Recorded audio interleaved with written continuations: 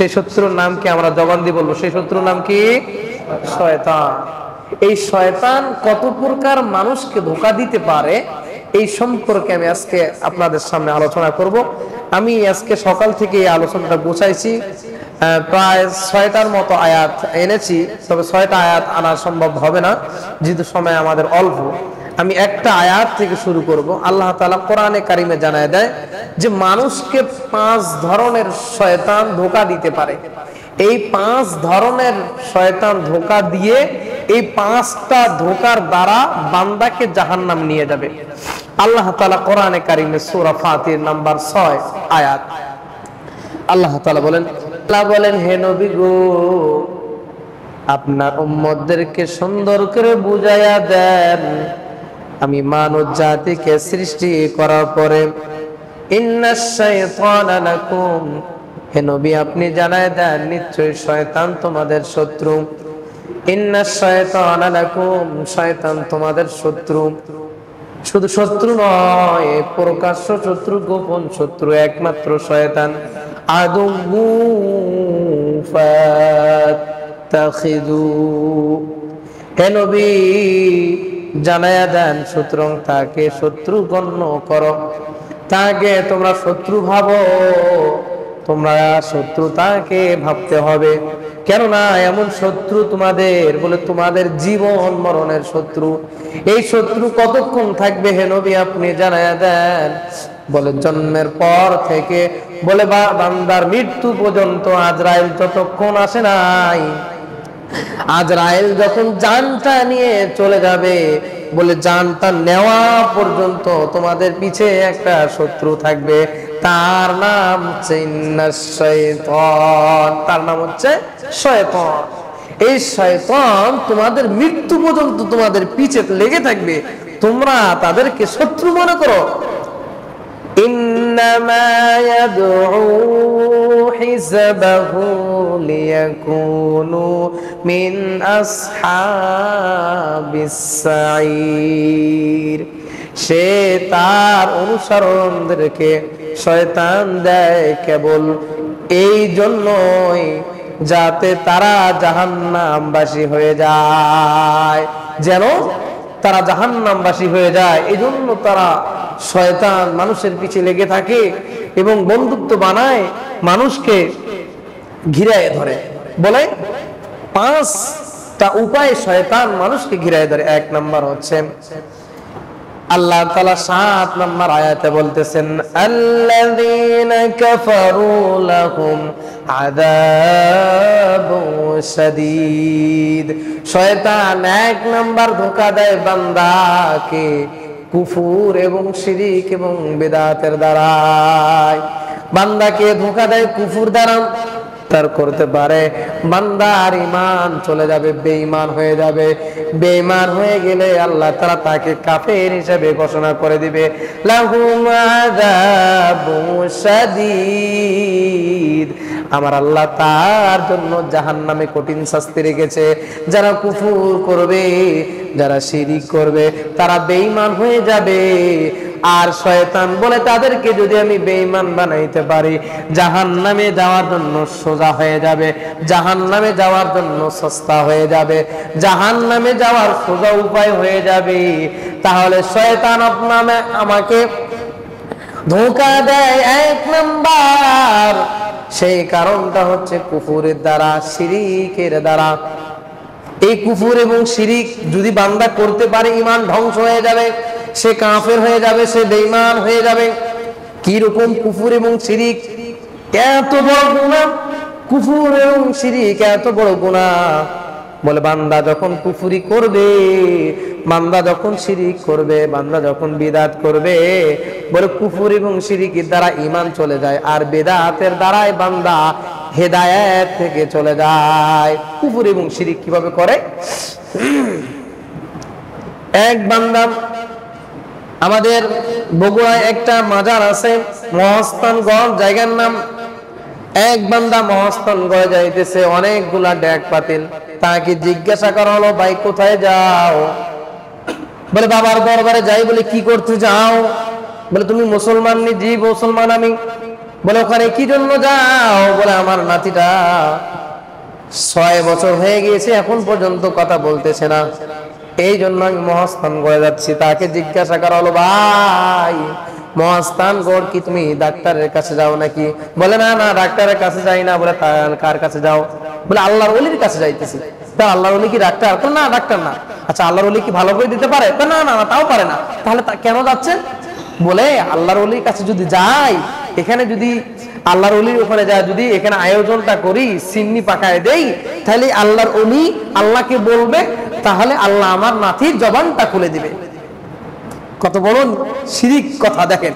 এই কথা আপনারা কিছুক্ষণের জন্য মানেন। আবু জেহেলকে জিজ্ঞাসা করা হলো ওই তৎকালীন সময়, আজ থেকে 1450 বছর আগে আবু জেহেলকে জিজ্ঞাসা করা হলো, আবু জেহেল তোমাকে রিজিক দেয় কে?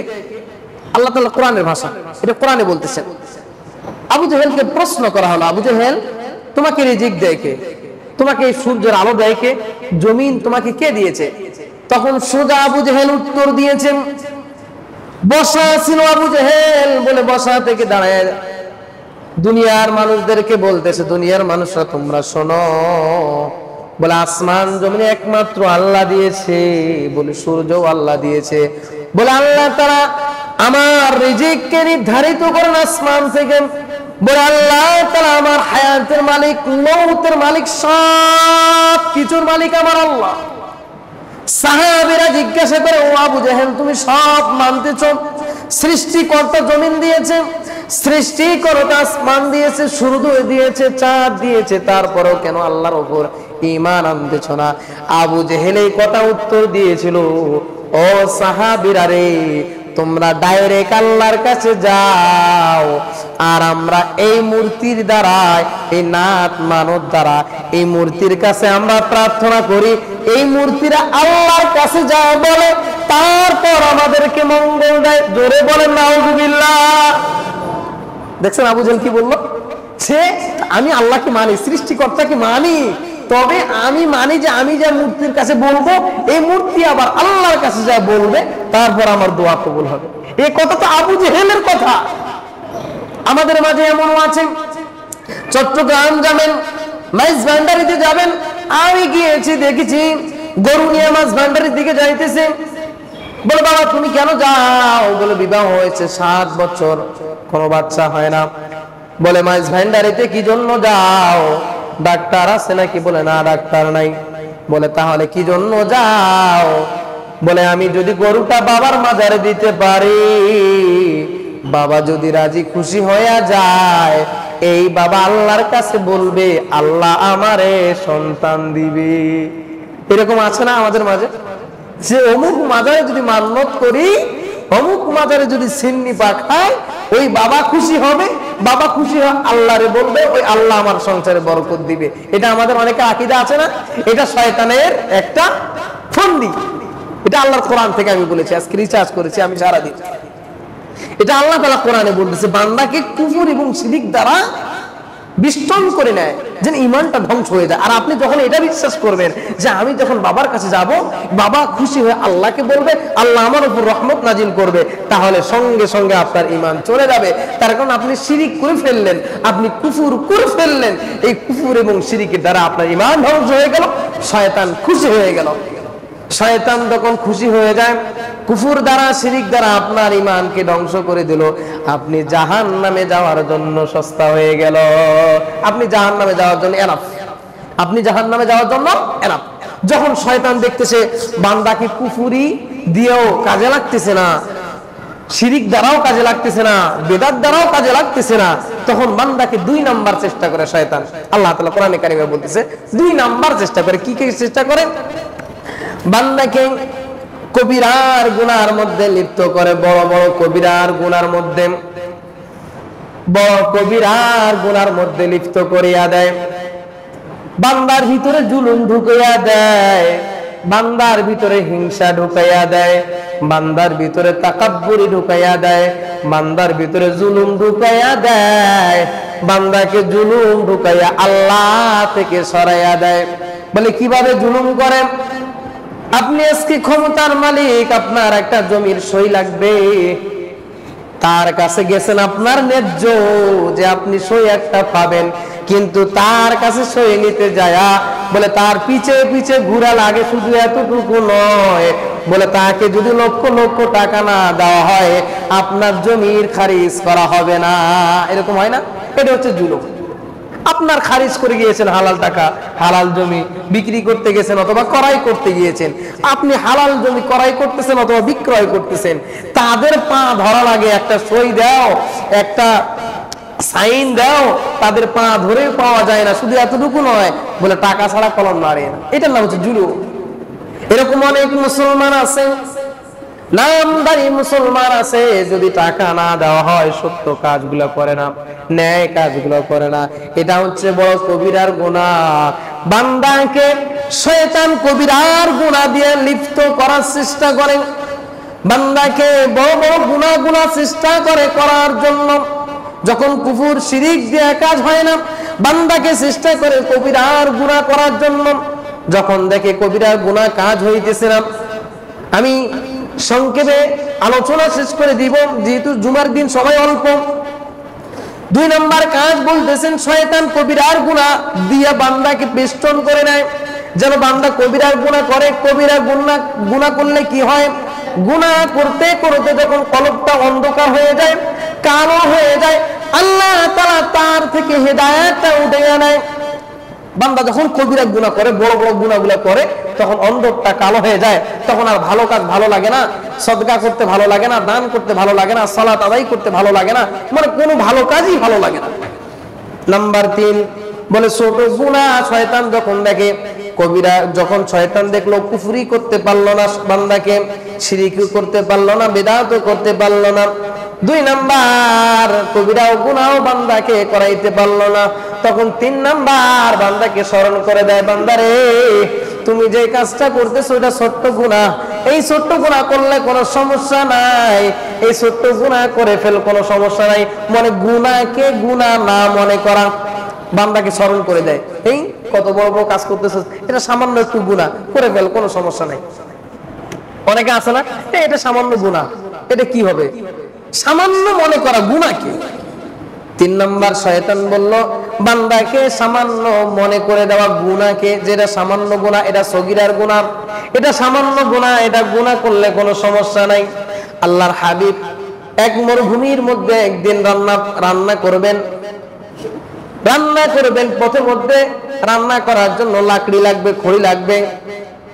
সাহাবীদেরকে বলল যাও খড়ি খুঁজে নিয়ে আসো।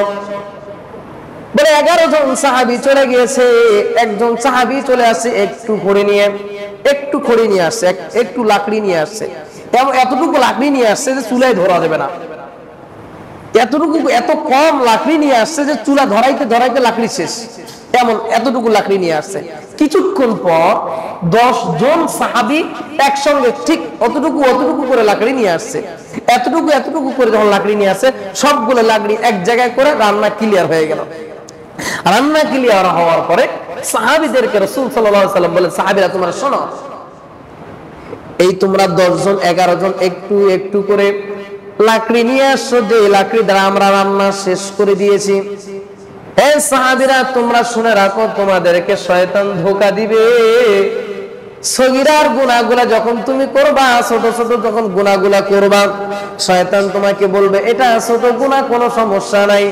রাসূল বলে সাহাবীরা রে, এই ছোট গুনাহগুলা করতে করতে জমা হইতে বলে বড় হইয়া তোমার হাসর ময়দানে আমলনামাকে জ্বালাইয়া পোড়াইয়া শেষ করে দিবে। নাউযুবিল্লাহ। তাহলে রাসূল বুঝাইলেন যে যারা ছোট গুনাহকে গুনাহ মনে করে না, বলে এটা সামান্য গুনাহ, এটা সগীরার গুনাহ, এটা গুনাহ করলে কি হয়ে যাবে, এই সামান্য মনে করা, গুনাহকে সামান্য মনে করা, এভাবে সামান্য মনে করতে করতে করতে করতে গুনার পাহাড় হয়ে যায়। এই যখন গুনার পাহাড় হয়ে যায়, বান্দা গাফেল হয়ে যায়, জাহান্নামী হয়ে যায়, নেকগুলা ধ্বংস হয়ে যায়। 3 নাম্বার কারণ বললাম, বলে গুনাহকে গুনাহ মনে না করা। সাহাবীদেরকে রাসূল সাল্লাল্লাহু আলাইহি সাল্লাম বলেন, খবরদার সাহাবীরা রে, কখনো ছোট গুনাহকে ছোট মনে করবা না। কেন জানো? আল্লাহ তাআলা সূরা জিলজালের মধ্যে বলেন, ফামাইয়ামাল মিসকালা যাররাতিন খায়রান ইয়ারা ওয়া মান ইয়ামাল মিসকালা যাররাতিন শাররান ইয়ারা। হে দুনিয়ার মানুষ, তোমরা শুনে রাখো, হাসরের ময়দানে যখন তোমার আমলনামাটা বাইর করে দেওয়া হবে, বলে শাররান ইয়ারা, বলে এমন কোন গুনাহ বাদ থাকবে না, বলে এমন কোন জাররা থেকে জাররা এমন কোন গুনাহ বাকি থাকবে না যে তোমার আমলনামার মধ্যে লেখা হবে না। বলে এমন কোন ভালো কাজও বাদ থাকবে না, ছোট থেকে ছোট তোমার ভালো কাজগুলো লিপিবদ্ধ হয়ে যাবে, কোনো গুনাহও বাদ থাকবে না, কোনো ভালো কাজও বাদ থাকবে না। হাসরের ময়দানে যখন আমলনামা খুলে দেবে আমার আল্লাহ, তোমরা তোমার আমলনামাকে পড়ে দেখো। নাফরমান যখন আমলনামা পাবে সামনে, নাফরমান সামনে যা পাওয়ার পরে আল্লাহকে চিৎকার করে ডাক দিয়ে বলবে, আল্লাহ গো, এত ছোট গুনাহটাও উঠাইতে হবে গো আল্লাহ, ও আল্লাহ গো, এত ছোট গুনাহটা কিভাবে উঠলো? ও মাবুদ, আমি যখন গুনাহ করেছি তখন তো কেউ দুনিয়ার ছিল না, এত ছোট গুনাহটা কিভাবে উঠলো? নেককার মানুষেরা যখন আমলনামাটা দেখবেন, আল্লাহকে শুকরিয়া করে বলবে, মাবুদ, এত ছোট্ট ভালো কাজ আমার আমলনামায় উঠছে, আমি কখনো মনে করি নাই যে এত ছোট আমলনামা আমাকে আল্লাহ তুমি দিবা। ও মাওলা গো, তোমার দরবারে শুকরিয়া।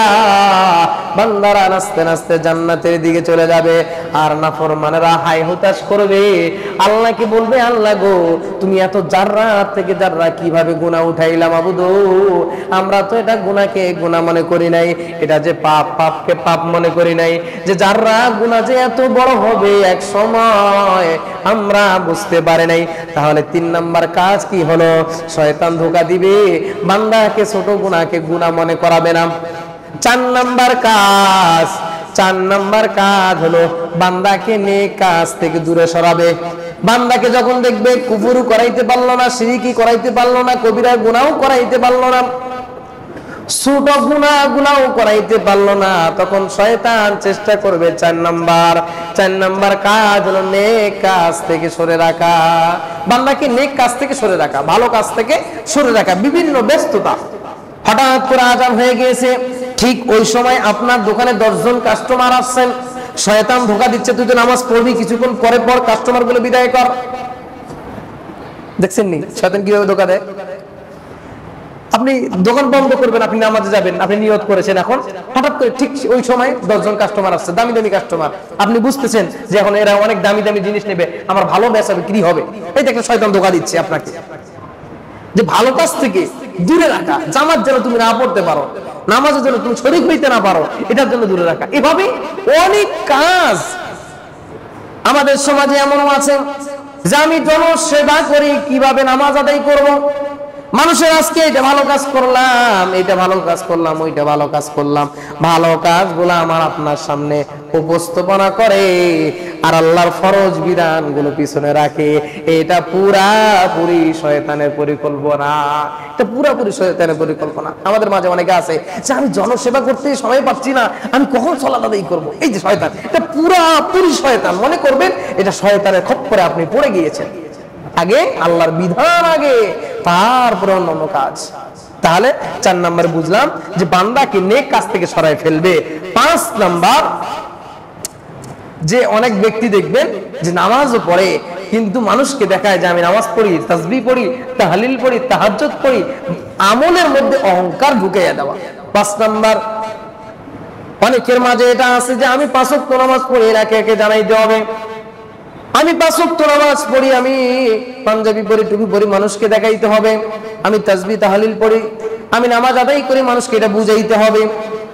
শয়তান বলে তার আমলের মধ্যে একটা অহংকার ঢুকে দেওয়া, কিবির ঢুকে দেওয়া, যে অহংকারের দ্বারা আল্লাহ রব্বুল আলামিন বলে দেয়, বান্দারে তুমি যদি আমাকে রাজি খুশি করার জন্য ইবাদত না করো, যাররা পরিমাণ যদি তুমি ভাবো যে আমি মানুষকে দেখানোর জন্য আজকে সালাতটা আদায় করলাম, মানুষকে দেখানোর জন্য আজকে টুপিটা মাথায় দিলাম, মানুষকে দেখানোর জন্য আজকে সুন্নতটা গায়ে দিলাম, বলে যাররা পরিমাণ তোমার যদি মনের ভিতরে এটা থাকে, বান্দা তুমি মনে করার সঙ্গে সঙ্গে তোমার সমস্ত আমলগুলো ধ্বংস হয়ে যাবে। নাউযুবিল্লাহ। তাহলে বুঝলাম শয়তান 5 নাম্বার যেটা তার ফন্দি পাথায়, যে বান্দা নামাজ পড়ে তার ভিতরে একটু অহংকার ঢুকাইয়ে দেওয়া, সে যেন নামাজ পড়ে একটু অহংকার আসুক, সে যে তাসবিহ তাহলিল পড়ে তার ভিতরে একটা অহংকার আসুক, যে অহংকারের দ্বারা আল্লাহ বলেন তার আমলগুলো সবগুলো ধ্বংস হয়ে যায়।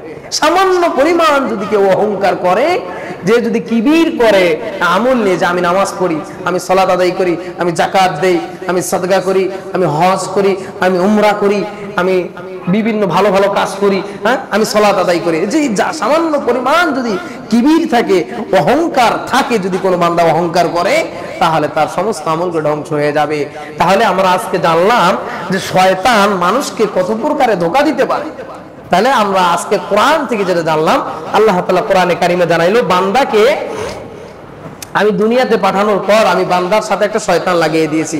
এই শয়তানটা বান্দাকে, মুমিনকে 5 ধরনের ধোঁকা দিতে পারে। আমি শেষ ফিনিশিং দিচ্ছি, 5 ধরনের শর্টকাটে বলতেছি। 1 নাম্বার, বান্দাকে কুফর এবং শিরিকের মধ্যে লিপ্ত করে দেওয়া, যখন শয়তান দেখে যে এটা হচ্ছে না, 2 নাম্বার কাজ চালায়, সেটা হচ্ছে কবিরা গুনাহ করা, বড় বড় গুনাহগুলো করা, শয়তান তখন লেগে পড়ে যায়। যখন দেখে যে এই দুটাও হইলো না, তখন 3 নাম্বার ছোট গুনাহকে গুনাহ না মনে করা, এভাবে গুনাহ করতে করতে পাহাড় পরিমাণ হয়ে যেতে পারে ছোট গুনাহ।